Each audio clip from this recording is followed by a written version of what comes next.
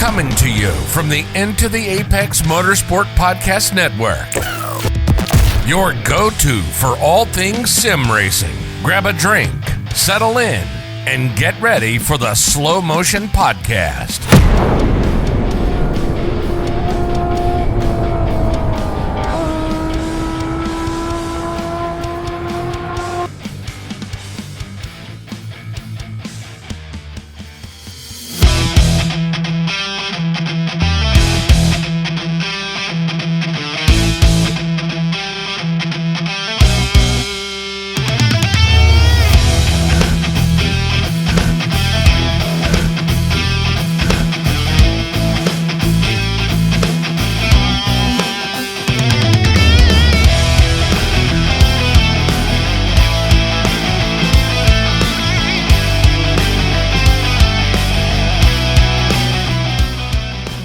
We've hit the decade mark here on the Slow Motion Podcast, and no, we haven't been podcasting for 10 years. We've been podcasting for 10 episodes.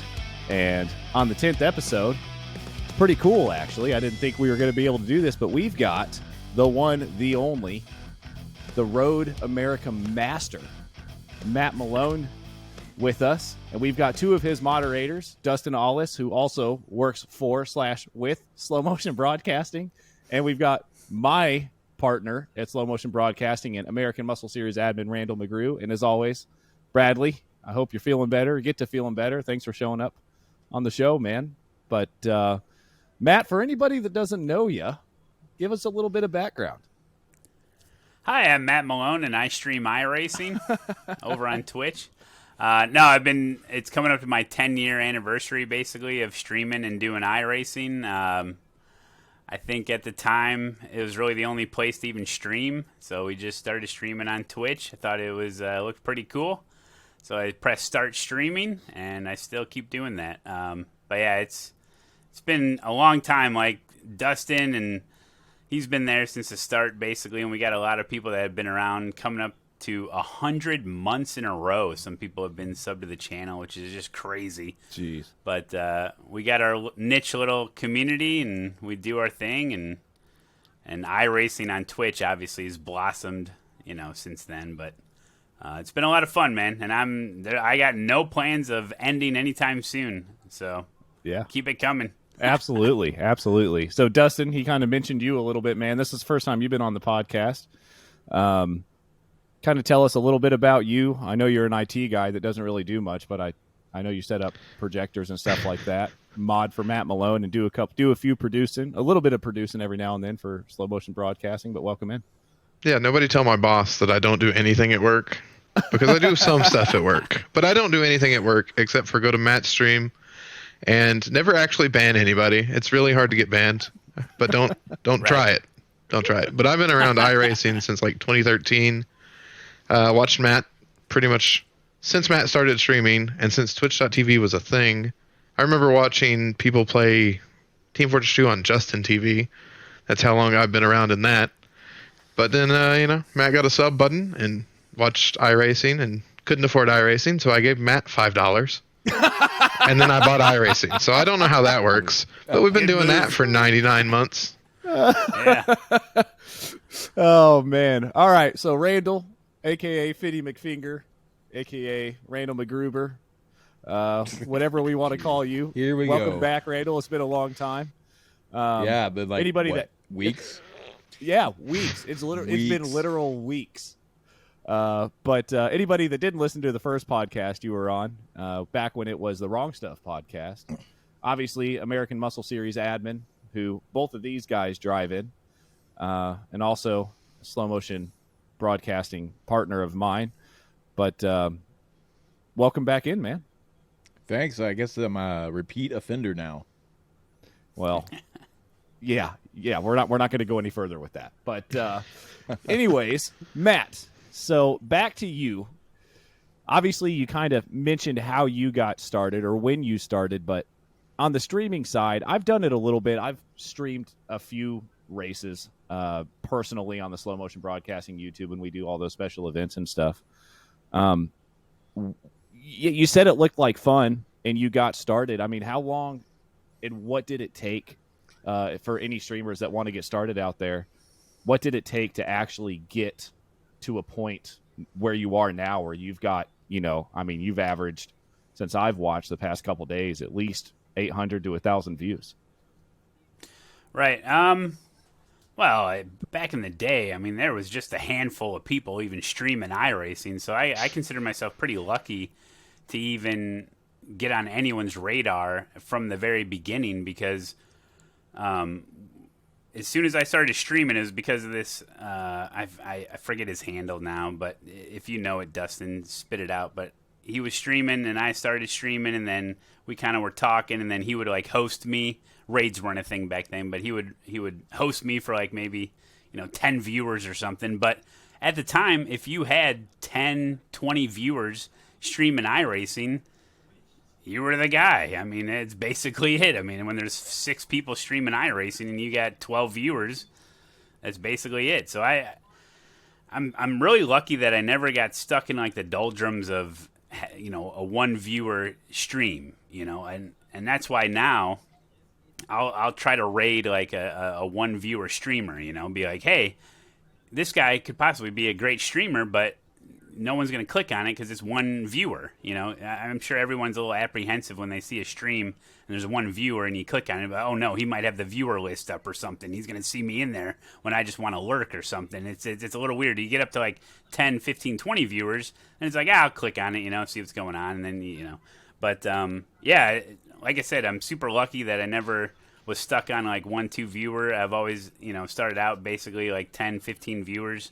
And just kind of went from there, and I would just, I was single at the time, so I would just stream all the time. So there was like no choice. Like if people went to iRacing on Twitch, I was there, with my 10, 15 viewers, and then you just slowly bring it up from there.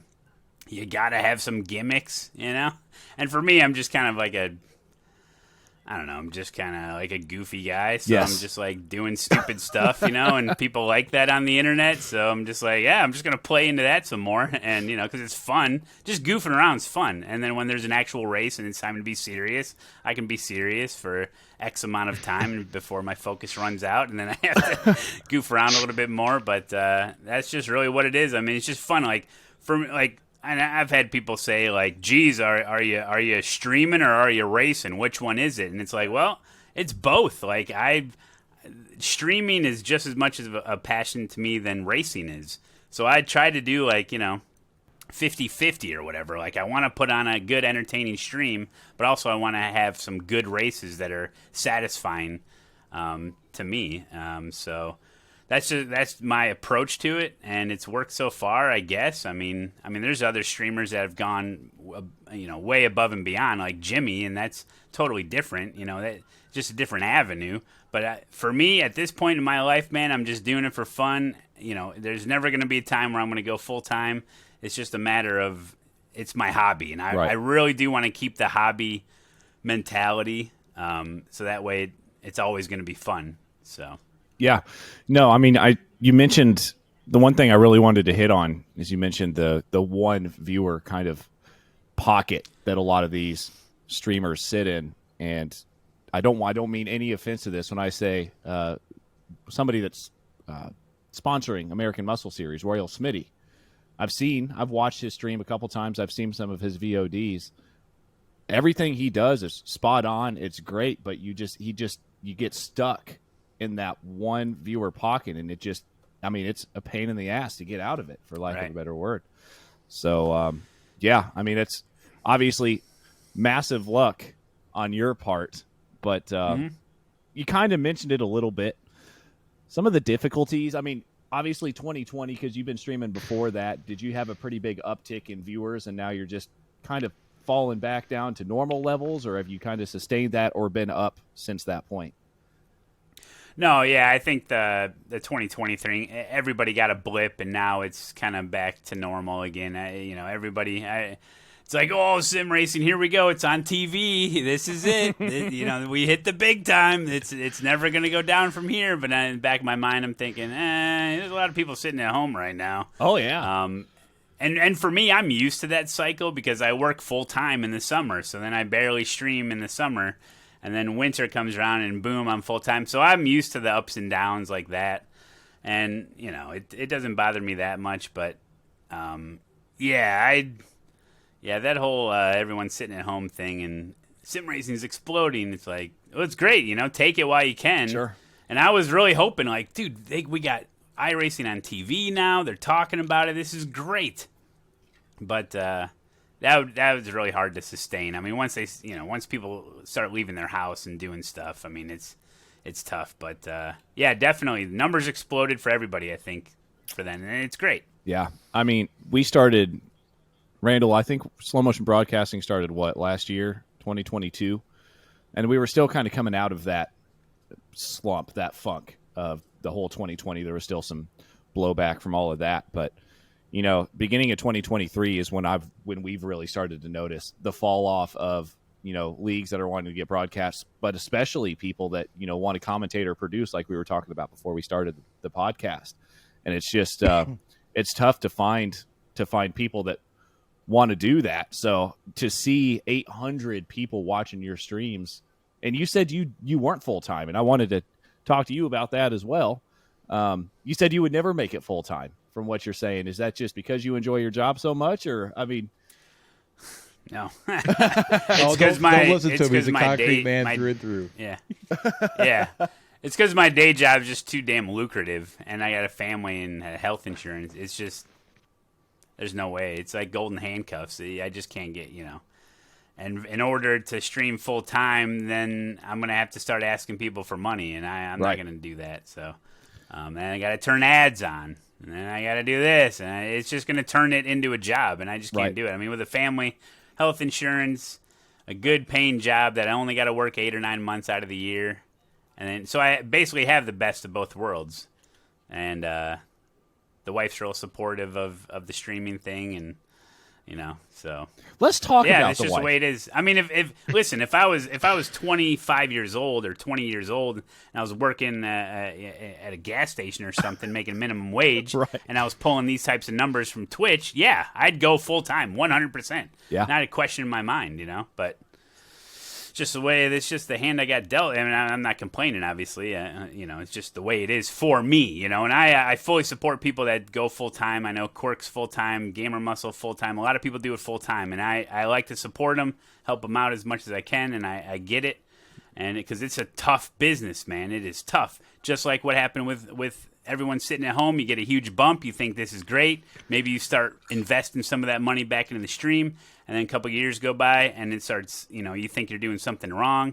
I mean, I can't imagine the emotional roller coaster some of these full-time streamers have to deal with. Just always looking at numbers, looking at this, it's got to be super stressful. And then how are you supposed to have fun, streaming when you're worried about how much, how you're going to eat? Right. So.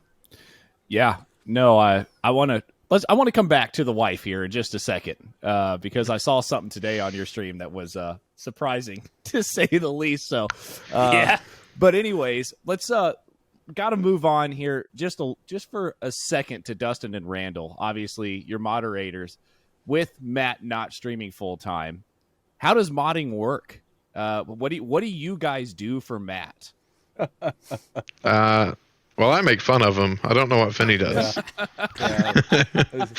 A good deal of keeping his ego in check, and mostly allowing the vile chat through the profanity filters. That's probably most of it. I've only gotten to ban like 2 people, and both times I've done it, Matt's yelled at me, and then I've had to send him proof that it deserved it. Like, Yep. And even then, I'm like, well maybe you should give him a little bit. Yeah. Yeah. But isn't that that's kind of the Matt Malone appeal, though? I mean, part of your branding is you can go to your, I know because I've been following you for a while, you can go and watch you on Twitch, and it's like sitting in your house with your brother, right? It's somebody you can talk shit to, somebody you can have fun with, right? And, in the end, you get to watch some good racing and hang out with some people that seem to have fun. And personally, that's to me, when I watch your stuff compared to others, I like some of that high production stuff too, but I feel like yours is raw. It feels real. Like I'm sitting next to you and having a good time. And I can't do that with Daniel Morad. I love Daniel Morad, right? And I love his coaching, and he's a great guy, wonderful guy, but it's a different feel. He's a pro, and he acts like a pro. You just act like the guy that I could hang out with tomorrow and have a beer with, which I think that branding is very important. And I think you guys do a great job personally. Yeah, I mean, the iRacing community in general is just so chill anyway, and it's a fairly wholesome community. I mean, and yeah, I mean, I feel like I have a really thick skin, so stuff doesn't bother me, and I know I'm on the internet, and I know people are going to say stuff. So if I just try to just have fun with it, because it literally doesn't bother me that much, But yeah, that's cool. That's great that you say that, because that's I like that vibe. That's cool. I'm not trying to do that. I'm just kind of hanging out. But that's why hearing you say that's totally cool, man. That's right. Awesome. And I'll say that. Yeah, and I was going to ask you too about that too. Is like, I don't have thick skin. I'm ready to fight everybody. That's just my nature, right? You say something, I'm gonna blow up. But I was going to ask you even like, how do you do that? I mean, that has to take a toll sometimes. Sometimes you have to notice it. How do you just let it roll off your back? I mean, it just doesn't happen that often. And when it does, like, we'll get somebody, maybe we get into a little altercation on the track, and somebody will come into the chat or something and start talking, and I'm like, whoa, don't ban them. Let's hear them out. Like, 'cause to me, it's just like, hey, I can turn this into something fun, because nobody wants to watch a streamer like complaining or yelling or getting mad, Right. Most of the time, people are trying to escape their shitty life and to just go have some fun, on the stream. And if you see somebody that's positive, like I try to stay positive best I can, nobody wants to watch a complaining streamer, It's like, but no, I just try to have fun with it. It's like, it's how you react to stuff. Yeah, you got to quit reacting on your steering wheel so hard, by the way.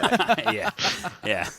I have my moments, and things boil up too much, but Stabby. I just I work in the construction business, so people are brutal to each other, and it's just the way people talk. So I'm totally fine when somebody is messing around or something, or I'll try to hear them out, or I'll try to get try to tit for tat kind of thing, but playful on the stream, just to kind of have some fun and entertain some people that are watching. So yeah, it's basically it. It literally doesn't bother me, and it's not like constant. Like, you see some streams, wherever on the internet, where it's just like people are just constantly spamming like something that doesn't happen. So I could see that, getting to you at a certain point, but it just doesn't happen, which is great. Yeah, no, I mean, that's kind of taken me to my next point. Any real issues you've had while you've been streaming? Just like Bradley said, anybody coming in and just going off. Have you ever had an issue with Twitch or had an issue with a chat member that you thought, something's really got to happen? Can you think of anything, Dustin? Before Matt answers, here and there. Do you know why I'm a moderator on Matt's chat? Because his mods kept banning me because I would roast him. So if you ever I just wondered, make all my troll viewers mods. That's and how you do it. The problem. Actually, I don't know of too many. There was a particular guy that ended up, he was just really like, hey, let's talk about me. Hey, this is what's happening. Hey, it's me. And, I'd give him some time here and there, But then it just got to the point where it's just like, all right, we got to give him a week, And then he comes back after a week, and it was just the same thing. It's like, all right, we'll ban you. And then he private messages me like a long time later, like 6 months to a year later. He's like, hey, sorry, can I come back? Sure, unban him. And now he's been totally legit. Like, the times he come, like, there's been maybe 5-6 times where that's happened, where like people will be like, come on, like let me just please unban me. I'll be good, and then they are. And if sometimes certain people, it's like they just want a little bit of attention, and I totally get it. So maybe you mess with them a little bit, or say hi, or indulge them a little bit, and then they're fine, And then other people, it's like after a while, it's like either you just ignore them or just give them a 24-hour timeout, But it's very rare that any of that stuff even happens. Handful of times, if that. So this brings me to my next question, and you just segued into it beautifully here, Matt. Watched your stream yesterday, and there was somebody that made headlines, got extremely popular during your stream, and that was D-Class Dunkin' Donuts D-Class Deegan. Okay? Yeah. So that was yesterday. Yeah. And then pure today, gold. That stuff is gold for the stream, and then and it's classic. And then today we What had happened today? a Miles that Oh. that showed up on your stream when I was watching a little earlier in the day, Matt. And just really the question I want to ask, I didn't realize, and if this is true or not, I don't know. Are there stream snipers that you have to deal with on iRacing that will just come into your lobbies just to take you out because you're streaming? No, they don't come in to take me out. There'll be a lot of people that'll just like sign up for all the races that I'm signed up for and try to get in the same split. Huh. But no one's ever done it to intentionally wreck me, except for the guy named Dustin. Yep. No. Not in anything official capacity or anything, but no, and that same Miles guy, because Gamer Muscle's been streaming like 20 hours a day. Oh yeah. I was watching him just a bit earlier, and he was in the race there. He was wrecking in one of his races earlier, like not too long ago, just like an hour or two ago. I'm like, man, Miles at it again.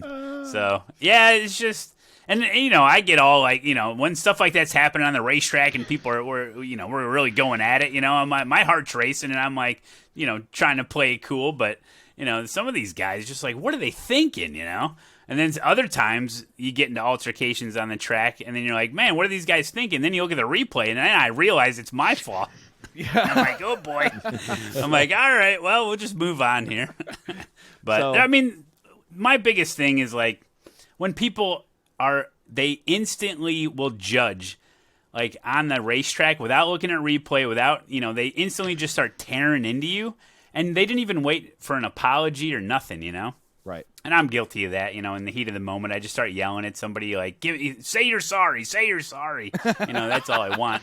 But that's racing, man. It just gets heated, but it's fun though. I mean, the viewers love that kind of stuff. Oh, yeah. We had a guy, the Guy Wilson guy. Remember him? He was a chatter. And then you get Miles and this D-Class Deegan. I mean, this is the stuff that lives on for years. You know? can It's watch like a the Netflix viewer show. count go up the more he's arguing with people on track. It's hilarious to watch. And then as soon as the session's over, it drops. Well, when we watched, out of here. it's funny. So, I mean, I was definitely watching your stream for the past couple days, but I was kind of looking at viewer counts and stuff like that. You got in that altercation with Miles, and the streamer, like the viewer, slowly started going up, and then everybody sees Miles come back out onto the track in front of you, and then I think people start sharing your stream at this point. They're like, "This guy, Matt's about to get wrecked. He's about to get taken out by this Miles guy," and you're in there Everybody going, thing he was, going for retaliation. And I'm like, no, we're fine, guys. And I'm like watching the relative, like, what's he doing? we're good. But no, we were fine. It was he wasn't doing anything. But "So, Funny you well, I've mentioned the noticed- viewer count. Go ahead. yeah.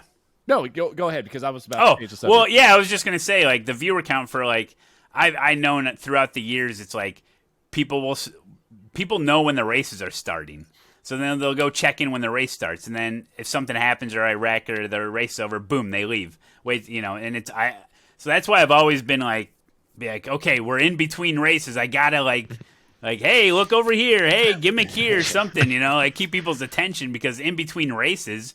It's just like you're just sitting there, so you have to entertain, like Right. But So I try to keep it moving along. this one's going to be opened up to everybody, which is a little bit of a departure from Dunkin' D-Class Dunkin' Donuts, what a Deegan and Miles, but it kind of pertains to what you've mentioned the past two streams, the past 2 days, and that's the low IQ that you've talked about a few times over the past couple days. And I want to open this up to all four of the guys in this chat. When it comes to low IQ, whether that's re-entering the track during an American Muscle Series race and taking out That's quite a oddly few people. specific.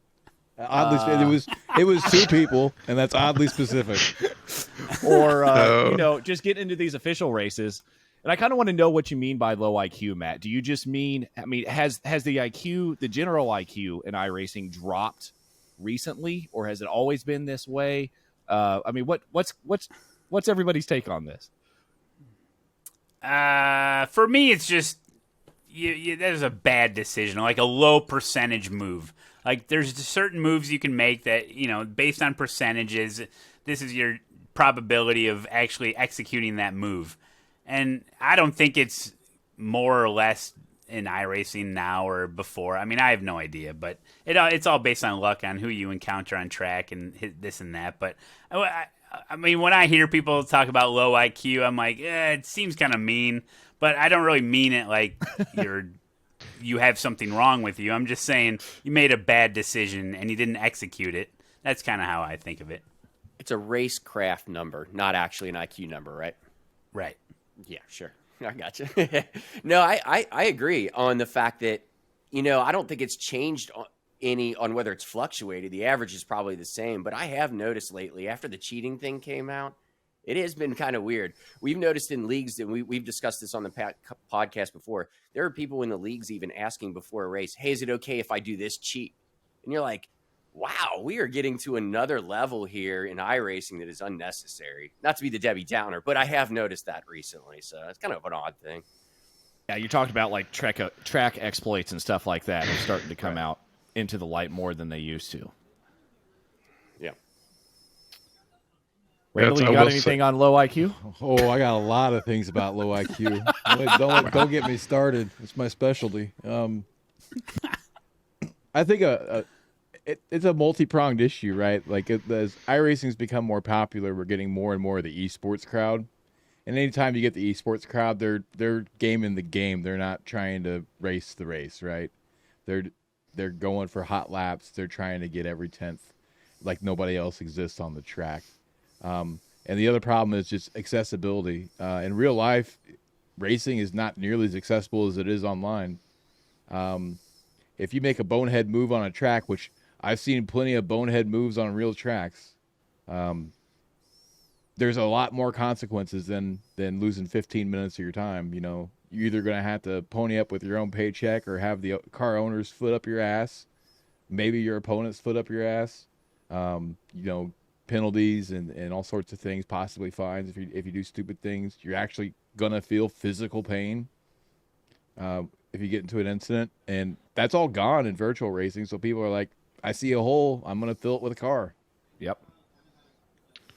Yeah, there's always been exploits, but it seems like now there's just so many more people that have had the game, and every little person has figured out their own trick. And as we've seen with like the apron incident, yes, the stewards take care of it, but in iRacing, it's always reactive stewarding. It's never proactive stewarding. It's very rare they make a change before a race to fix a problem, even if they know it's a problem. Right. And there's just so many more people now that have sit here and played, I'm going to practice Daytona and I'm going to do something stupid that you'd never would think because I want to be the first person. Everybody has the I have to win mentality. And the old iRacers are like, you crash, you get 25th place, 40 minutes of repairs, it's iRacing. Yep. Well, brings me to the next question. Obviously, iRacing, low IQ. Everything we've all been waiting for, Matt, you mentioned rain, either yesterday or today. All these things that iRacing have been promising, and they have yet to bring out. And I think, I can't remember his last name, but you're going to be doing an interview next week with Eric. Kevin. Talking to me? Yeah. Kevin Ellis Jr. Yeah, and he wanted to talk about Rensport. I guess I want to talk about Rensport now. I'm sitting in their Discord. I've obviously signed up for their beta, and it keeps getting pushed back and pushed back and pushed back. But is that something that you're going to jump on if it becomes I did the same thing. Yeah, I'm on the Discord. I want to try it. Yeah, I'm looking forward to it. I've seen the streams that they did. It does look like a mix between ACC and iRacing, basically. That's what it looks like. Visually, it looks great. And some people say it drives great. I don't know. I want to get my hands on it. I'm excited. I'll try. I tried new sims. I've tried ACC. I've done a regular Assetto Corsa. I've not really tried R Factor 2. I mean, but come on. Which I should. But I do like to try all the sims. I just don't really particularly like any of them except for iRacing. Although I do like the original Assetto Corsa when they did. I'm sure they still have it, where they do have like that structured racing register thing. It's like a third-party thing. I did have a lot of fun in that years ago, but Now I hear there's like a ACC2 coming out or a set of Corsa 2. I don't know. We've been saying I'm that always for a excited for new stuff, and it seems like Rennsport, this could be a real contender in the sim racing world. We'll see. Yeah. I'm waiting. And we've I'm talked on the Discord as well. We've talked about this before in a couple of the other podcasts, but that, everybody's wondering what that's going to do to iRacing, and I keep saying, well, it can't hurt them. Now that iRacing's finally may have a competitor, they may have to start, answering and following through on these promises that they're making all of us with all of these new updates and all that stuff that we just like. I think it was Bradley said a couple of weeks ago, they've been promising rain for forever, but you know what we got? We got cricket sounds in the trees. Yeah, that's what we Birds got. and cricket. That's what we needed. That's what we were missing. Let's be honest. And better haptic feedback on your Xbox controller. Oh, look, it was unplayable before that. Really, Right, basically. Yeah. And then they're always like teasing stuff because it'll be like, oh, the windshield wipers work now on select. It's like, and it's actually a great feature because it does clean the windshield. But it's like, geez, it's almost like they're trolling us. I think I saw I don't know. I think I saw somebody in one of the crowds that was wearing a poncho. Well, here we go. Yes. Here we go. We just started a rumor, guys, on the Slow Motion podcast. Yeah. Good job. Well, Brad. and then remember during one of the updates or the patches, they accidentally put the Porsche car with the rain tires, and then they got rid of it, and everyone saw it. Yeah. Yeah, accidentally. So it's like, geez, a part of me thinks they are kind of trolling the whole community, but it also makes them kind of look bad. It's like kind of become a joke. Like, geez, like release something.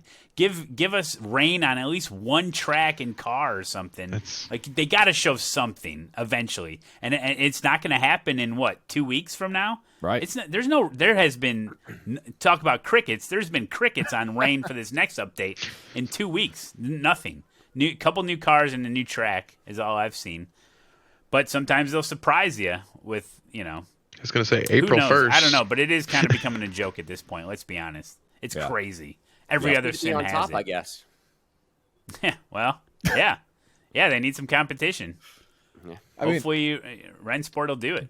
To play devil's advocate here, if they're doing it and they're making sure that they're doing it right and delaying, that's going to be better. But yeah, it's taken so long now that I hate to use this pun. It seems like vaporware. Yeah. Yeah.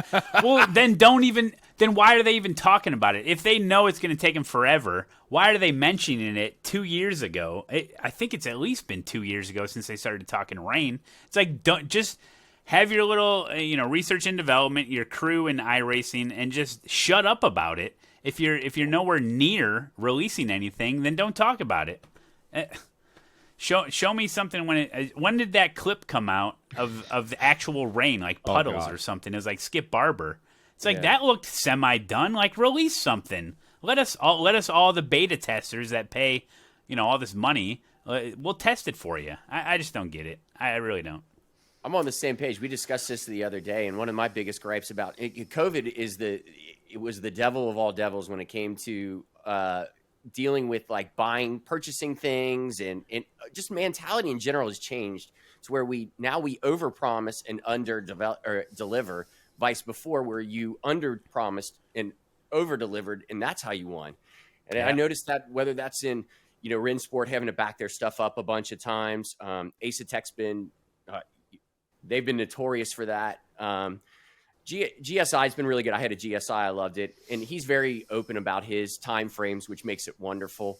But in general, though, that's the industry standard now. We just claim greatness and then provide you subpar stuff. And that's unfortunate because I think the reason is, and it was a very good point made the other day, we are in a niche of a niche. So inevitably, that's kind of how it works. But I hate getting overpromised this stuff. Give me the damn rain. Come on. Like, seriously. Get on with it. Well, I mean, we might get it. We might not. Maybe we get Rennsport first, and maybe they come out with rain right immediately.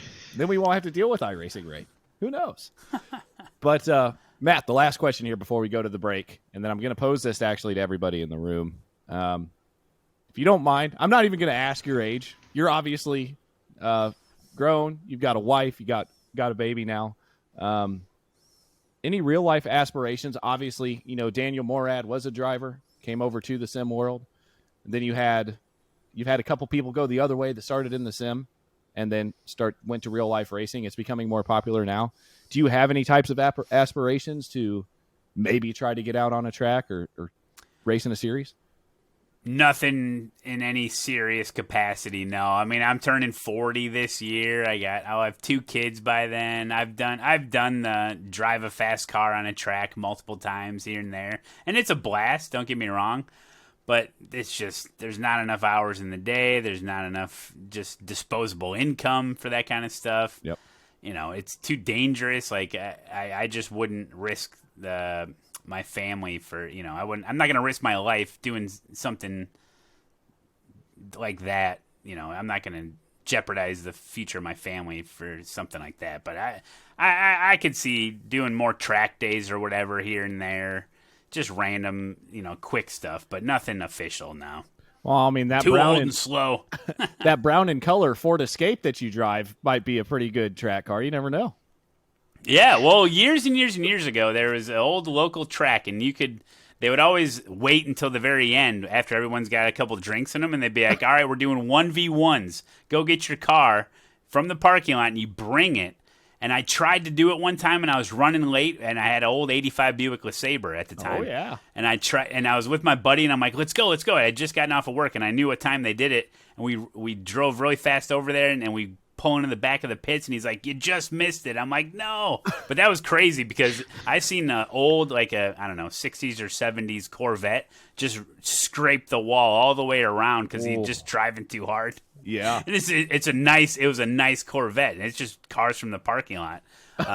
That's some hillbilly stuff, but nothing official, nothing like what we see like Jimmy doing and stuff. I mean, that's insane. I would rather just live vicariously through like Jimmy and his real world stuff because that's amazing, and I can just sit and watch it. And I'm just like, this is awesome, and I'm like so happy for him. But no, I have no. I'm a video gamer at heart. Sure. If that explains it. All right, Finney, Mr. Randall. Jesus. You drive a Fiat 500, dude. Okay. Yeah. Okay. Do you have any real life aspirations? If I lived closer to a track that I would enjoy driving on, I would already have a track day car at the very least, and maybe some sort of like club circuit league or something. That would already be happening. But I live in Southern Indiana. There's nothing for road courses around here. I like watching dirt oval. I like doing dirt oval on the sim. I don't think I would have fun racing it every week, so I don't. But if I really needed to scratch that itch, I could get into the dirt oval around here. But yeah, there's just nothing close to here, so I don't have it. I just live through the sim, and if things change and I find myself located close to a track, I've thought about moving to North Carolina a few times to be close to VIR. To bet your ass, I'm going to have a car and I'm going to be out there as often as I can. Yeah, absolutely. Dustin? If somebody walked up to me and told me to get in a NASCAR and go around Bristol, sure. But no, it's not something I've planned on, want to go out of my way for. And the only thing near me is Bristol. I could fall out and land on Bristol if I fall out of my front door. So it's something, if the opportunity came around for some reason, I would do it. But it's not like I'm going out trying to search for it. Yeah. Bradley, I don't think we've ever actually posed this question to you. I mean, you had an M2, and now you've got some fast Toyota, Supra or something like that, right? It's a BMW, but yeah. Oh, so you still have the Beamer. Okay. No, it's a BMW Supra. Oh, yeah, BMW Supra. All right. Well, it's made by BMW. Yeah, it's a BMW. Trust me, it's a BMW. Everything about it's a BMW. So obviously you've autocrossed. I know you autocrossed the M2. That's how you met all the Shut Up and Drive It guys. Yep. Do you still do any autocrossing over there in Texas after moving back from Florida? And would you? I mean, obviously you're retired now. You've got the time to be able to do stuff like that. I mean, take that car out onto the actual track. Maybe try to get that thing entered into a series somewhere down there. Yeah, that's the goal. It'll be time attack though. So so obviously my background is through autocross, and I won some bigger SCCA touring events, which was really cool. And that was in the M2. My daughter raced with me, and my wife also. My wife raced her big old boat V10 M5, which was hilarious. And then tiny little Asian lady driving a big M5. It's great. It always creates a good laugh when you hear an F1 sound and a little Asian lady go flying by. I get a completely different laugh when I get out of my car. So, and then my daughter, she now owns my BMW M2. She bought it off of me, so she autocrosses too. And then she also has a Civic Si. She autocrosses, so a bunch of autocrossing in my life. And then yeah, so now that we just moved out to Texas, so I'm going to get into the scene here. I did one last year, and it was a huge. It's amazing out here. They have the biggest autocross area to do it at. But anyways, we had a great time, and so we'll go back again this season, and we'll do a whole season to actually try to get points and see where we fall out. But just put the 315s on the back of the Super. We're ready to roll. All right. Well, whenever you get that thing going, we need to get back on the podcast, and I'll meet up with you. I'll go drive it for you, show you how it's done. Well, you can come try with me. All right, guys. Bring money for a new clutch there, Adam. All right. Whatever. Anyways, well, Matt, obviously that was the first part of this segment. And as I said, we ran long like we normally do a little bit. So here on the back end of this, still got to talk Matt's wife, Samantha, and talk some American Muscle Series and some Wrong Stuff Racing League that we broadcasted on Thursday night and AMS obviously on Tuesdays.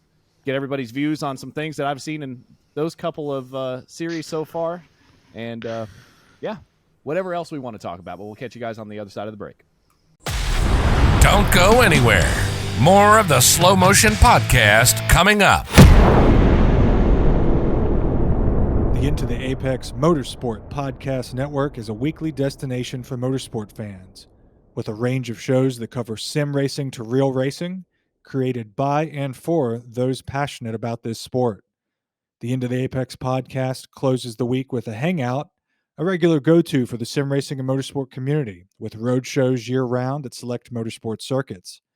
The Slow Motion podcast brings broadcaster Adam Thompson and a range of sim racers together for a deep dive into all things sim racing. The Into the Paddock podcast covers all real motorsport, wrapping up the weekend action and setting the stage for the next. Our shows and hosts are uncensored. They can say what they think. This is provocative motorsport talk. Thank you for being a part of the crew. This is Into the Apex Motorsport Podcast Network.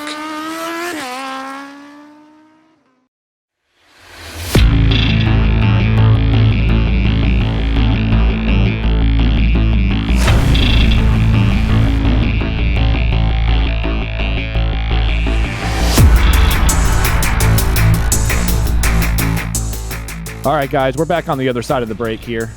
Got Matt Malone. And there are a couple things that I forgot to talk to you about, Matt, before we hit the break on the first side. But I was watching your stream today, and your wife decided to start messaging you in stream. And I can only take that as one way. I'm newlywed about, 6 months now, Sarah?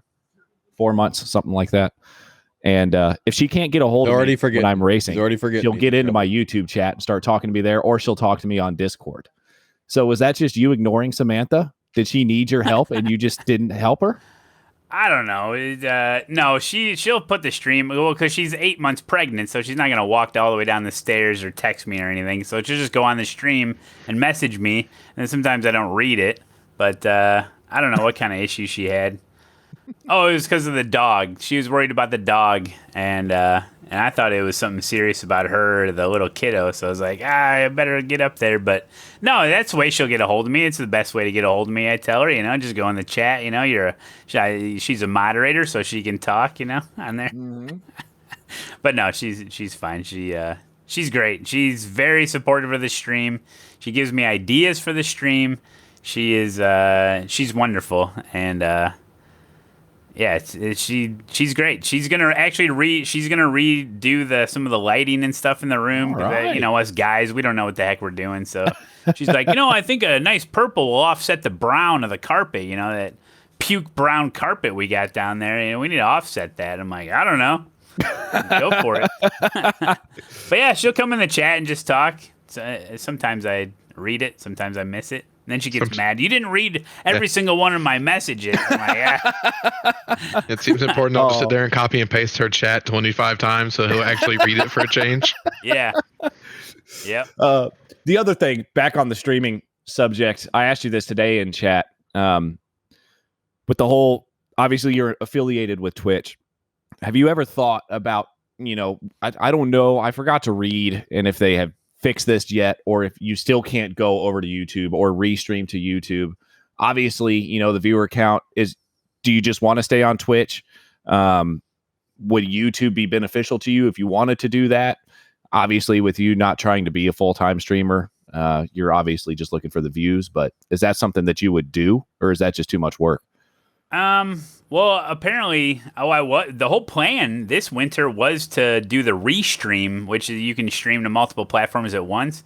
And I was like, Twitch changed their rules and blah, blah, blah. Well, I was wrong, I guess. And people were telling me, like, you can't stream at the same time. You can stream, like, one time on YouTube and then stream on Twitch, but it can't be at the same time. But I could stream, like, live on, like, TikTok or Instagram while I'm on Twitch, apparently. That's a rule.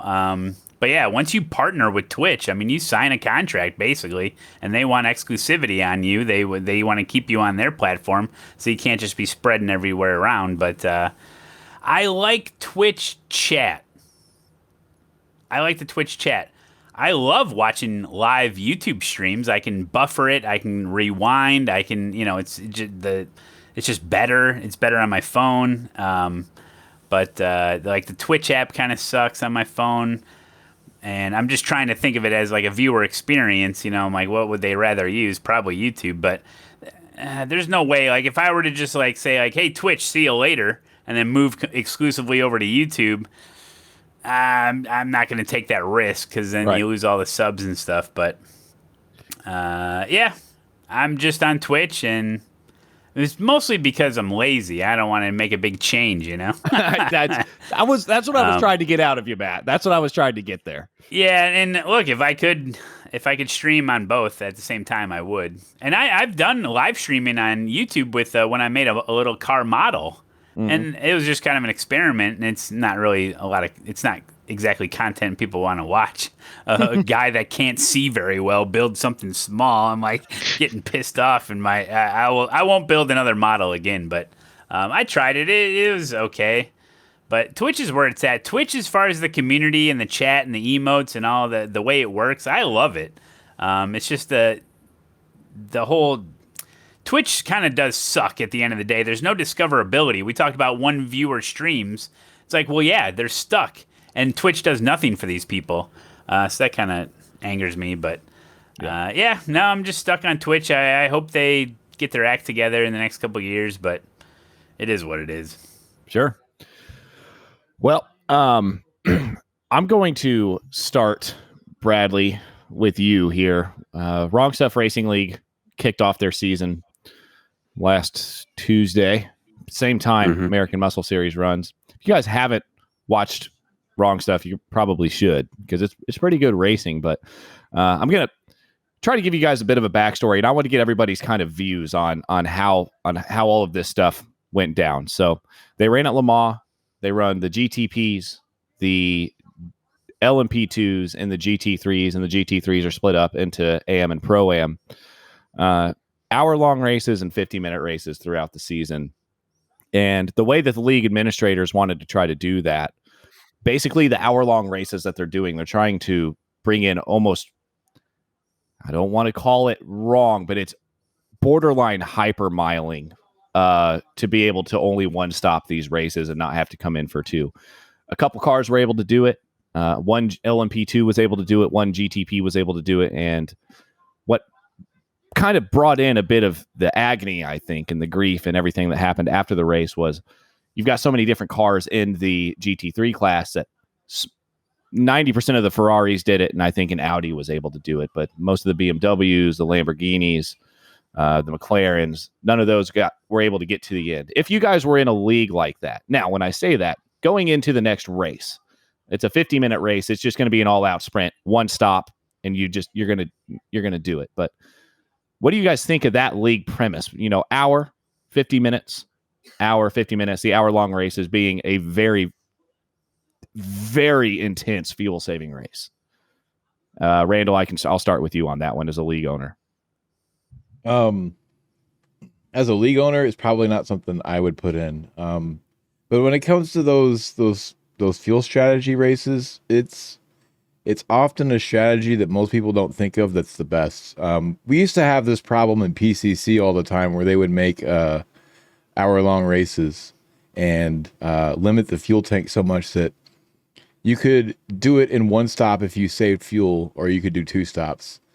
And everybody would always try to save fuel and do it in one stop. And most of the time, coming in for that splash and go and taking that second stop was actually faster because you could just keep your pace up.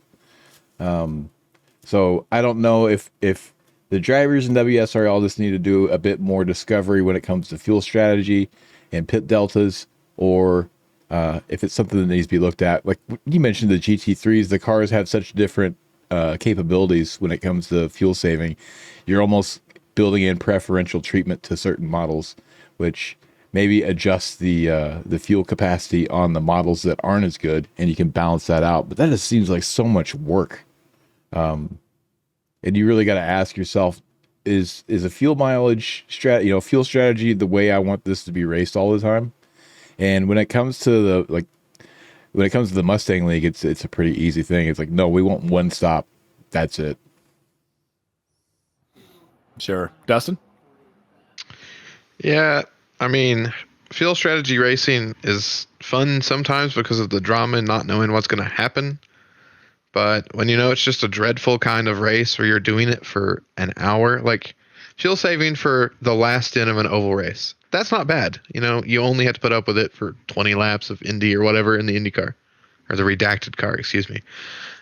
Easy. Yeah, I was going to say, man, I just had to unmute my mic real quick. Well, I had to pause. Be careful. If there was a skip there, it's the redacted car. I apologize. Like short fuel saving races, I don't mind, but endurance races need to be long enough to force everybody into a similar strategy, or you just need to give up on forcing them into a certain number of pit stops.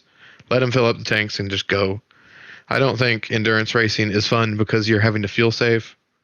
If you get a bunch of cars, you want to race. You don't want to fuel save. So I don't think you're going to be being all on in edge a is fun. train. Yeah, just all lined up in a train. Everyone's lifting. Like, where's the racing? No one wants to push. I mean, that's the fun of racing, is pushing to the limit. Now you got guys lifting, however long, This is why I always shake my head whenever I see Le Mans on a schedule and it's not at least 3 hours long. Because any sprint race at Le Mans is just a fuel saving race. Who can save the most fuel and have the shortest pit stop? That's who wins the race. So Bradley, as a driver in the Wrong Stuff Racing League, wanted to come to you. A lot of your Shut Up and Drive It team members, 2 of them actually, one of them was winning by about 6 seconds, ran out of gas on the last lap on the back stretch. And there was somebody else that did it as well. A few drivers actually did it. You did it as well in the Beamer. You didn't run it out of gas. You actually came in for your second stop. But after everything that went down, what was the thought process at the end? Of what? Of how I feel about the fuel saving thing? Oof.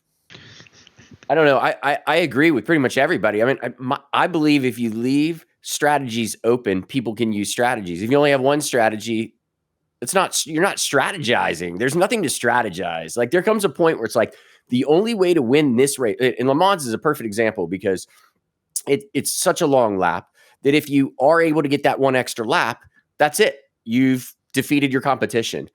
Now, that's not normally the case. Exactly what was said earlier.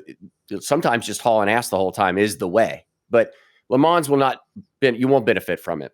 So here we are all trying to do the same thing that actually know what's going on. And then there's some that don't, obviously, but we're all doing the same thing. Nobody's being clever here. So I feel like open strategies, whether you put if you have an hour race and you say, hey, we're going to give you a 20-minute window you have to pit in, or whether you do like the DTM style where it's like, we're going to give you pretty much a full tank, but you're required to pit. I like that too, because then you pick your poison. Do you want to pit early and get out of traffic? Do you want to, there's a lot of strategies that come here. So I don't know. I mean, in the end, I know what he's trying to do. And in a bubble, it sounds bad, but the reality of it is what he's trying to do is bring the people up in the league by helping them learn things like by fuel strategy. But my feel is if you do that every other race, it gets to the point where you're like, oh, here we go again. Here's the other race again, So Right. Matt, I know you had a little bit to say. You got anything else on it? Any other thoughts? I just personally hate fuel saving. So it takes away from the racing. I mean, it reminds me of, I guess, Bathurst 12 hour, where you had to try to get your car to last an hour, that extra lap. So some of these guys were saving almost the entire race. Yep. It's like, well, what's the point of that, man? I want to go hard, So, but like Dustin was saying, like, there's a time and place for it. If the race dictates a little bit of fuel saving, then you do it. Then there's strategy. Then different people are doing different stuff, But I remember iRacing did when they first started doing like pit stops, and I think they would start you out with the tank was there, the full tank was there, but it was only like half full of fuel. So then some guys were pitting right away to top it off. And I was like, oh, that's kind of stupid. And then they changed it. And now, sometimes with IMSA, you have to save a little bit of fuel just so you can go into the pits. You got to go in bone dry so you can top off to make it to the end. It's like, well, you need some wiggle room for some strategy. Like, let people do different stuff out here. Like, that's what it's all about. So, well, there you go. I think I'll leave that. Let that dog lie where it is right now. But I think that was everybody's kind of thoughts that I had seen from everything that went down. And I think next week is going to be way different at the Hungaroring. You aren't going to have to fuel save at all. It's going to be a 50-minute race. Good luck, Bradley. I don't think anybody can figure out that track. You just have to live. Yeah. I think this is all about attrition, right? It's all about attrition. If you can live through that track, you're probably going to be okay. I guarantee you I'll be off the track in the first lap. I haven't been able to prepare for this one, so it'll be fun. All right. Whoever made that track is like anti-straightaway. He's like, let's put in another corner. Hey, what's after this corner? Another corner. Yeah, terrible off-camber downhill corner. Yeah, great. All right. From the wrong stuff to the American Muscle Series. I want to recap this season a little bit, if I may. Ironam, obviously, quick, but he hasn't won every race like he did last season, which is pretty impressive. Randall McGrew, coming to you first. Here we go. You were stewarding the league here for the past couple seasons, and then you decided to go race it. If you don't mind telling us what happened in your first race back in the American Muscle Series. I suffered a significant head injury during my incident, and I can't really recall what happened. The only thing I remember is there was a bunch of tire smoke, and then next thing I recall is waking up and somebody telling me that I had to pit start the next race. We'll just leave it there. Oh, man. So you guys have obviously had quite a few different races so far. I got to get the schedule pulled up real quick so we can just kind of go through what you guys have done. But while I do that, Dustin, I remember, being in SMB, we talk a little bit, and you said if Matt Malone wasn't in American Muscle Series, you'd probably produce it for me. But the reason you're not producing slow motion or AMS is because you want to beat Matt Malone. How well has that worked out for you this season? I mean, gotten close. That's all I need. As long as I can see Matt in the front, I need to go faster, and that's what drives me. I go faster. Sometimes I go off track with Matt and hug him on the barrier, but other than that, I just chase after him. Most improved driver, I think, Dustin. Like, really. He's quick. Last season. Yeah. Yep. For now. I mean, you guys you're only 4 races in, so yeah. Zolder, Donington, Brands Hatch, Interlagos. You guys just finished. And then on to Lime Rock. But Matt, I want to come to you. Obviously with what I've seen so far in the AMS, you're there. There are some fast guys in that league though, man. Ironam is the guy that's always going to stand out there. Is there anything you can do? How much practice do you put in? Do you think there's any way you would be able to get that guy beat? Well, hey, there's been weeks where I've been up there pretty close. I remember couple of seasons ago, I was in his draft It's pretty good. Long I don't Beach know. and Bathurst, you always keep up with Yeah. them pretty well. Right. But look, I mean that's why I'm a big fan of the 2x2, the two 20-minute races with the reverse grid, because it kind of just it throws kind of a monkey wrench in the Arrow's plans. I'm sure and you try to get them off guard a little bit. But man, I mean, I'm not even thinking about Arrow. We got Scotty out there just ripping it. We got what's the new guy? Kevin is the new. Keith Nelson Jr. Keith Nelson Jr. He's blasting. Jay Blast has. Yes. He's contender. Jay Blast. Well, Jay Bay Blast. Jay Bass Blast. Yeah. Jay's out there. He's like one of the most improved drivers too. Obviously you got Black Dog. You got there's just a bunch of people, and then now I got to be looking out for Dustin. Yep. This is crazy. And then Finney, you were in there like battling for podium, I think last week. So I got the podium. It's major high competition, man. It is great because it is the only place where you can get this competitive racing in the Mustang on iRacing. Name me another place. You can't do it. So that's why I love so much about the league is that it's the only place to race the Mustang in the way that we do. And I love the new formatting and stuff too. It's great. Yeah, I wanted to bring that up actually. Brands Hatch, you guys ran on February 7th. You guys are going to Lime Rock here on Tuesday. And those were both, or that was, and this will be 20-minute heat race. 2 races, obviously. Reverse grid up to 8, I believe, Randall? 10. All right, reverse grid up to 10. What was the thought process on making that heat format? Was it just to try to throw in, like Matt was saying, a little bit of a monkey wrench? Obviously, if you've got Eero who wins the first heat, starting back there in 10th place, Scotty Banks is another very quick guy. Matt, even Dustin now. Coming through the field, I'm going to pose this question to you three, actually. But, Randall, first thing I'm going to ask is why'd you do it? Because this is kind of a new concept, I think. It's been a couple seasons now, right? But yeah, this is our second season doing it, I think.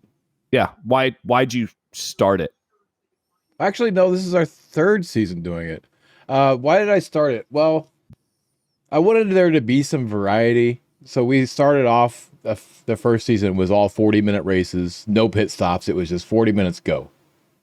And I was watching, I was like, we need some strategy in here. So I threw in pit stops.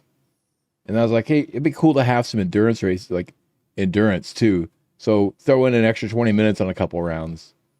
And that all went really well. And this was not specifically aimed at Eero, to do the reverse grid and the dual heat format. I actually ran it in another league in a Lamborghini fixed setup league, and it was great. If you're fast, then you're going to win that first heat or finish up front pretty easily. But it's easy if you're fast to start in the front, check out, and hot lap for 20 minutes.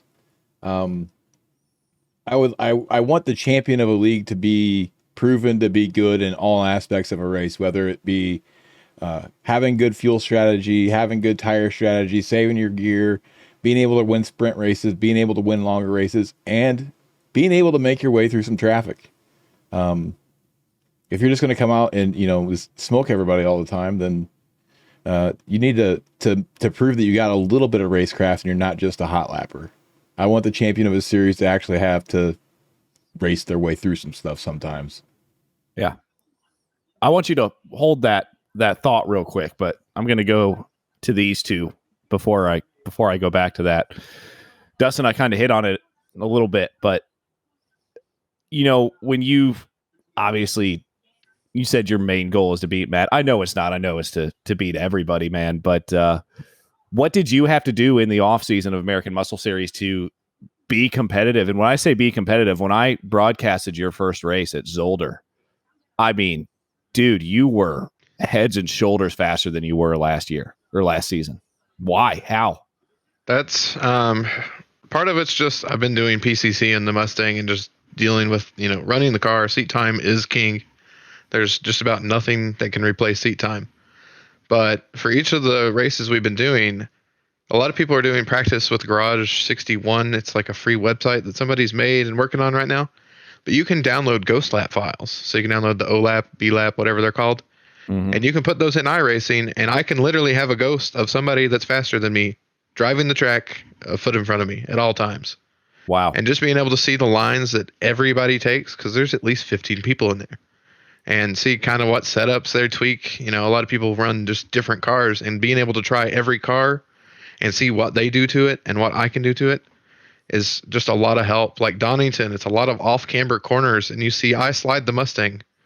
So I put like a really ridiculous setup that oversteers, but that helps me get through these off-camber corners better. And it's like I look like I'm pushing super hard, but it's just I like the car to point because I come from an Indy car. The redacted car once again.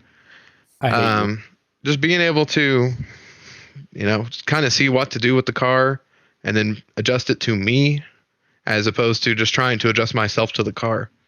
Right. It's really helped find a lot of speed in a lot of tracks. And don't forget. Oh, sorry. Go ahead. Don't forget with the Ghost car, you can offset it, so you can have it like a second and a half in front of you. Because I'm sure a lot of people are better when they're following a car that's like a second or a second and a half in front of them. So you can offset it and then change the transparency so it looks just like a real car. So that's awesome. I didn't know about this Garage 61. You holding out on me? Yeah. They post it in the Discord every week. Phil Keck has posted this thing. I think it's even in the links and info Vinny's channel. Discord. Yeah. Oh yeah, who It's cares not about Vinny's that Discord. That's the league Discord. That's not The league mine. Discord. Yes. Yeah. Sorry. Oh man. All right, Matt. So coming to you almost halfway through the season. Lime Rock coming up on Tuesday. Lime Rock Snetterton. Ooh, Snetterton. Yeah. Road Atlanta again. And let me see. Looking here for a couple others that Belle Isle. You guys are going to Detroit this season, huh? Oh boy. And then you got Sonoma. You got Sonoma to close it out. What do you think your chances are of maybe trying to nab a championship here? Well, I'm super excited about all those tracks except for Snetterton, but you never know. Whenever I'm a little like, what's Finney thinking here with this combo? And then we start going, and it ends up being like a hidden gem that no one knew about except for Finney because he's like a wizard with these combos. I'm telling you, Belle Isle, I have no idea how that. I'm sure you've done laps there to pick it, but I have no idea how that's going to be. But I feel like it could be epic. What are you talking? We have actually raced there in AMS before. When the hell did this go down? I was Also true. listen, It was 2 seasons ago. and I raced it. You were. I'm pretty sure you were there. Yeah. Huh. There was. Yeah. There was a. You remember the promo video I made before last season? There was like 4 or 5 clips from Belle Isle alone. All right. And well, I'm sure it'll be awesome. You weren't there for the preseason. We did do a preseason race at Snetterton, and it went over pretty well. And you're going to like it. Well, I'm super pumped for Lime Rock, especially because it's the classic version, the old school version of Lime Rock. We're going to be flying. And if it's two by 20 minutes, it's going to be nuts, man. I'm super pumped for that. The new Lime Rock is way better than the old one, for sure. I agree with you there for sure. Yeah. Just the grip. I feel like the grip levels are better. Just they extra cambered some of the corners or something. It's just better pavement. I mean, you're going to get better traction on better pavement. Super. As far as like how I'm gonna do, look, man, these guys, they're too fast, man. I'll try to do my like. Sometimes I surprise myself. Like, where were we at 2 weeks ago before Interlagos? Like, I didn't. You're at Brands Hatch. Brands Hatch. Like, I was not doing very good in practice at all, and all of a sudden we qualified and started racing. I'm like, I think I get the hang of this. But I don't know. It's gonna Look, I'm not practicing throughout the week or anything. I show up, I try to give myself at least 45 minutes practice, and just hopefully that I've had some experience with the Mustang throughout the week in PCC. But you get in there, start seeing what people's times are, try to beat Dustin's time in practice or something. Usually he beats me in practice, but it really all comes down to how well you can qualify. Qualifying is so important in everything. it's just crazy to be able to put it all together for one lap, so you can start as far up front as you can. And then just try not to mirror drive too much. That's my biggest thing. Don't mirror drive and don't have tunnel vision. I'm the worst at looking at the pavement 10 feet in front of my car. Yep. And I got to constantly tell myself, look ahead, look where you want to go. And with a big car like the Mustang, you have to. And it's I mean, I think we all have these like really bad habits as sim racers, and you're always going to have them, and you always got to fight through them. And it just all depends on if you win that game, per race or whatever, if you're going to do well. So I'm looking forward to the rest of the season, man. It's run by a great administrator, broadcasted by you guys, which you guys are doing great. I love the format. I love the strategy. It's really become like really something special, man. And I think the community loves it, and it's just going to get better and better.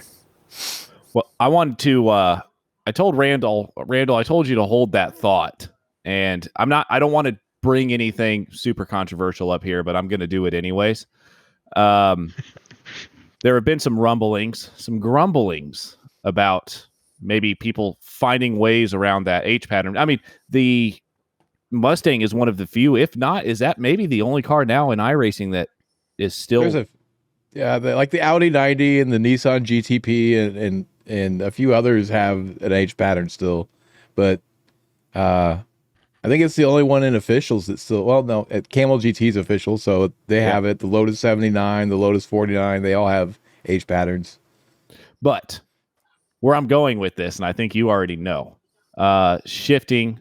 Obviously, we talked about cheating in iRacing. Was that last broadcast? I think, Bradley, or maybe a couple ago, when the whole Williams drama came out. It was about the time that I got messages from a few people over there in AMS, kind of talking about what was going on. Shifting is becoming a point of conversation here, and kind of, Randall, walk me through what you're thinking. Obviously, what's happening is people are saying that some drivers there's no humanly possible way for them to be able to shift and clutch the way they're doing it so quickly. What do you think about bringing third-party programs in if drivers are doing something like that, or just binding a button to shift instead of using auto blip or something like that? Kind of give me your thoughts. Well, all the conversation that happened, I did some investigating. Only so much I can do.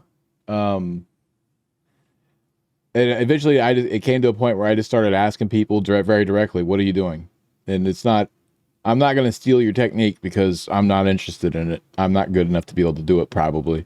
And what I found out was it was largely button clutch, and there's nothing in the iRacing against that. So the person who's using button clutch and paddles instead of using a clutch pedal and the H pattern, is perfectly acceptable by iRacing standards. I'm of mixed opinion about it myself. I would prefer that people that have the ability to have an H pattern would use that, but I can't enforce that. Like, how do I enforce that?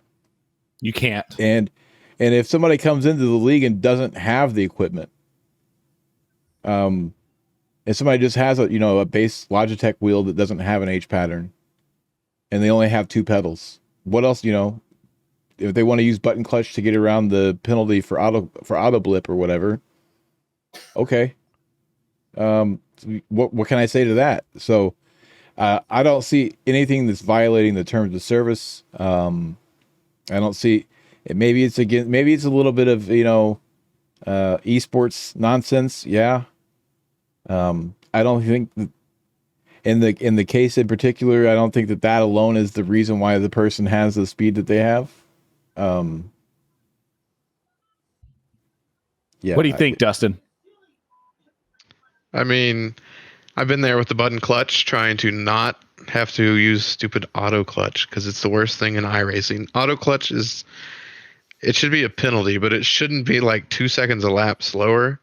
Right. But I don't know. I really like the spirit of the Mustang. I like driving the Pontiac because it's a stupid little car with an H pattern. You throw it around like your Hoonigan and see if you can keep it on the track. Mustang, you're not going to keep it on the track most of the time. At least I'm not. But, if you miss a gear, that sucks, but you would have missed it in real life, most likely. And I like that experience of being challenged by the car as much as the other people on the track. Sure. So, So Bradley, do you even have an H pattern? I did. I sold all my stuff. Remember, I sold all my stuff to Eric, so Yeah. he has it now. Well, I mean, that's what I'm saying. So obviously my wheel here, you guys can kind of see it in the video. I don't have an H pattern because there's no reason other than the Mustang that you got to buy one. And if you go to Fanatics website right now and you go to buy an H pattern shifter, you're shelling out $150 for a fucking H pattern shifter that you're only going to use on the Mustangs. So that's where it kind of gets, a little bit dicey. But Matt, what do you think? Well, did you see the new one from, is it Moza? The new H pattern from Moza? It's 150. I think that's all. Because I got the Thrustmaster one. I wonder if I would I don't know. I'm wondering if I were to just start iRacing today, would I buy an H pattern? Because like you said, if it's only Mustang, like I might consider it, but you better be using it a lot, right? H patterns. The old Mazda used to be an H pattern. I think it's great. I love using my H pattern. I'm old school like that. I think using the clutch with the H pattern, the way iRacing simulates it, it's very much like it's just like an on-off switch. It's not super well simulated. So in that aspect, you're just kind of like pushing buttons anyway. But this button I happen to push with my whole hand, and this button I just shove with my foot into the clutch. But we only got 2 feet and there's 3 pedals, and I look down, I see 3 pedals, I see this. I mean, I don't know if someone tries to use like a button for clutch. I mean, I know that's been a thing, but I don't know. I don't know. Maybe just got to be a real like video gamer to do. I mean, guys can run on a controller and probably beat me with a controller. I mean, they're just good with the controller. I mean, I don't know. It is kind of out of the spirit of things, I feel like, but you can't force people. But when people don't have the proper equipment to run the car that they've selected to choose to race in iRacing, there are aids for that. You go in there and you select auto blip, auto clutch. That's what you have. Be like, if you don't want to be, and I don't think it slows you down 2 seconds per lap, is it? I mean, depending on the lap, maybe. It is a very noticeable slowdown shifting. Obviously, I've been side by side with people that are using auto clutch, and it's like, whoop, got a little advantage there. It's like I just saw that happen in real time. But hey, if you're I don't know. I mean, if you're using a button clutch, I mean, like I said, the iRacing has the option available. If you don't want to use the option available, then you just go buy a clutch or go buy an H pattern. I don't know, but there's a whole bunch of different stuff you can do. I mean, I have brake and throttle on my wheel, so it's like, oh, we know. Yeah, I use it all the time to cheat, to relax. Days. Yeah. Oh yeah, that's right. Oh. So yeah, I mean, look, it'd be great if everybody, because if it was a real life race, everyone would be in their Mustang with a clutch, with an H pattern, and having to race it all the same. But it's just not the way it is. But it is what it is. I don't know. I'm not the league administrator, so I just show up to race. I like to race more mechanically with the Mustang. It makes me feel like I'm operating a vehicle. And so I just do that, and I have my fun. Well, I think that's enough controversy, whatever you want to say. But we try to end out these podcasts with something, most of the time a little bit more lighthearted. And, Matt, you mentioned Dustin being pretty quick in the AMS practices before the races come up. And Bradley, you haven't heard this, so you're not. It's kind of an inside joke. So I'm going to have either Matt or Dustin explain the speed stick ad that may be coming up here. So I think that's a Dustin question. So kind of explain to us rank up using code rank up for a speed stick here. Yeah, sometimes I PM Matt at 2:00 in the morning when I'm deranged and can't sleep. And I'm like, man, you know what would be just the best joke if I beat you in practice? You have to ask me how I beat you. And the secret is always Speed Stick. So you need the Speed Stick Racing Formula, a new product developed. It bonds to your skin. It doesn't just sit on your skin, you know? Ooh. And Wow. you can get it exclusively at mattmalonetv.com/getgood, which actually goes nowhere because Matt's no fun and won't make something. But you need to use code RANKUP, and it's $30 per stick because it's a secret formula. Yeah, good stuff. And 100-mile-per-hour tape, Speed Stick. I like it. Yeah. There you go. you just rub it on the car. You put it in the potatoes. I mean, there's Yeah. no bad use for it. Hell yeah. Now, has anybody reached out to Speed Stick yet to see if this would actually be something they could do? Because I think that would turn the meme into a reality. This would be the best meme I've ever heard of or seen. I never thought about that. I thought it was just a joke, but I mean, it's starting to get legs. It's starting to get legs. It has more legs than I ever thought. I thought it was a 5-minute bit for YouTube. Yeah, Oh, no, that's man. fun. Dustin's a great moderator. He's always coming up with funny memes, and everybody loves him. And listen, I mean, this whole Speed Stick thing. All he said is like, "Hey, why don't you ask me why I'm so fast?" And I'm just like, "Okay." And he's like, "I'm on performance enhancing drugs. I gotta come clean." Oh, that's Performance right. enhancing PEDs. deodorant. Yeah. Performance I'm on enhancing PEDs. deodorant. Yeah. Performance Yeah. enhancing deodorants. So he had this whole thing planned out, and he gave me just enough information to kind of make it work, and it was perfect. So Oh, man. Yeah, that was, I remember, I think Dustin sent me that clip. Even Edgar Sancinelli got involved. You had about 3 or 4 people in there just trying to figure It out what spilled the hell over you into the driver's meeting. yeah. But if you guys haven't seen that clip, I think you can probably find it on YouTube, probably wherever Matt Malone. And that's what I'm asking you next, Matt, before we sign off here for the night. If people want to get a hold of you, people want to watch your streams, where do they go? How do they watch your videos? All that good stuff. Well, listen, I made this new website. It's really great. Doesn't even have my picture on it. If you just go to mattmalonetv.com, and that's my website, and then you can go to the socials tab, you can find everything because I'm all over the internet apparently. But the main platform is Twitch. That's where I do all the live streaming. Then I cut up that stuff and I'll put it on YouTube, TikTok, Instagram, or whatever. But I got the YouTube channel, and I just started the YouTube channel years ago is just to be able to document stuff because Twitch deletes all your videos. So I figured I might as well cut out some races, put it on there. But if you just Google Matt Malone or Matt Malone TV, I'm not the priest and I'm not the garbage picker. I'm the sim racing Matt Malone TV. That should pop it up. But Twitch and YouTube Or the basketball player. Yeah, Carl Malone. Yeah. We got It's funny. Moses Malone. Yeah. Yeah, there you go. There you go. And I just started a TikTok. It's crazy. I got all the Zoomers watching. I got a video right now on TikTok that's got 50,000 views. Can you believe it? I don't know how I 60 and a did it. half. I just cut it out of Twitch. What? 60.5K right now. I just opened it. You gotta be Wow. kidding me. It's easy. That's insane. I've made $0 off of it. It's a lot of fun. So it's just, and I think a couple people are watching the stream now because of TikTok. We got to see about sim racing in general, man. You got to like get in to all these other different places to like bait and switch them. Be like, hey, check this out. Hey, come take a look. Once you get them to the live stream, now they're part of the community. So that's always been like my little plan. Try to get people in the sim racing. It's like, check this out. We're driving. I always like to explain sim racing to like someone that's never seen it. Like, check out this car. Hey, this car you may have seen like on the road or a dealership, like GT4. It's relatable. Like, we're gonna get out there and race it. So anyway, but yeah, I'm all over the internet. You can find me. So to It's round, funny you say that because Adam just started his OnlyFans page. He said that's for the same reason. oh my God. He Anyway, keeps trying to sell me a sub, and I won't bite. only Oh, man's. man. It's only man's, not Only only man. But My only man's page. It's a bunch of feet pick that are just pushing down on throttles. there you go. Right, yeah, right. Absolutely.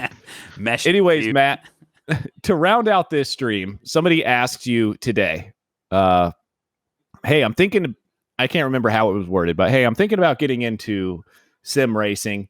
Just don't know, how to get into it. How did you become so good?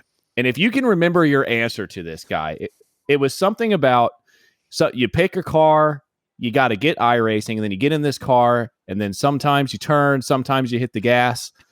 I cannot remember. If you can remember, okay. But I anyway, don't know. I would just tell somebody, like, look, go. You got to go get a loan, go max out a credit card, just go buy a bunch of equipment, join iRacing, and just start racing. It's not that hard. Yep. When there's a curve, you turn. When there's a straightaway, you gas it. It's not hard. You gas, turn, whatever. Brake, and then win, I guess. Well, guys, I cannot round it out any better than Matt Malone just did. So thank you so much for listening. Until next week, this has been the Slow Motion Podcast. Thank you, Randall, Dustin, Bradley, and Matt Malone for joining us tonight. You've been listening to the Slow Motion Podcast, brought to you by the Into the Apex Motorsport Podcast Network. Make sure to head over to slowmotionbroadcasting.com and get all the info on Slow Motion Broadcasting iRacing services, including league broadcasting, live stewarding, and custom car paints. Are you looking to produce or commentate iRacing leagues? Do you think you have what it takes to be a steward? Slow Motion Broadcasting is hiring. Head over to slowmotionbroadcasting.com for more details and get in touch with the growing SMB team.